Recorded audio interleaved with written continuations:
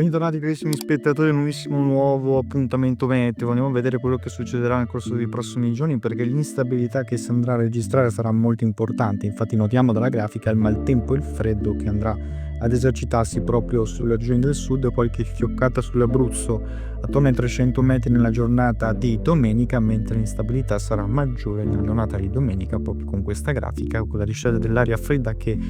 avvolgerà comunque tutta l'Italia, in modo particolare sul nord-est, con instabilità al sud, soprattutto sulla Campania interna, sul Salento, sulla Lucania, sulla Calabria, nord-est della Sicilia, come vedete anche dagli accumuli per quanto riguarda la giornata di domenica, con delle nevicate che saranno anche qui attorno ai 600 metri di quota, anche più in basso. La giornata di lunedì avremo accumuli un po' più significativi, come vedete soprattutto sulla Calabria, compresa anche la Basilicata. In questo caso la Calabria risentirà in modo particolare di piogge e rovesci intensi, con l'Appennino meridionale che risentirà di nevicate attorno ai 500 metri di quota, con accumuli comunque abbondanti anche oltre i 15 cm.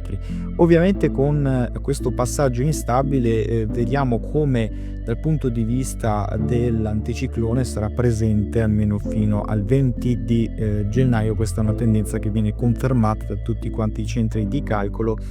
in quanto soprattutto in quota aumenterà la temperatura a partire da giovedì e assisteremo a un aumento termico anche oltre i 16 gradi per quanto riguarda i valori massimi, oltre i 1000 metri di quota. In pianura saremo ancora tra i 10 e i 12 gradi, ma anche qui le temperature saranno sopra la media, pensate, di 8 gradi rispetto a quanto dovremo avere nel periodo invernale. Per quanto riguarda successivamente, vediamo come potrebbe persistere invece l'anticiclone sull'Europa centro-orientale, mentre scenderebbe un flusso mid-atlantico su quella occidentale per portare dell'instabilità, come vedete, sulla Spagna in modo particolare. Si vede anche come dal punto di vista delle precipitazioni quei settori risentiranno di più di piogge, di rovesci, ancora una volta possibile sul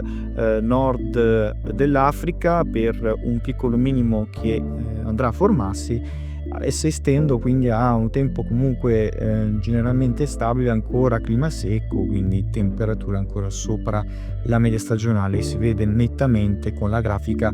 fino, pensate, al nord-est dell'Europa arriveremo a toccare picchi anche di 16 gradi, quindi anomalie termiche davvero elevate sopra la media rispetto a quanto dovrebbe accadere nel periodo invernale. Quindi almeno fino al 25 del mese, pensate, si allunga ancora di più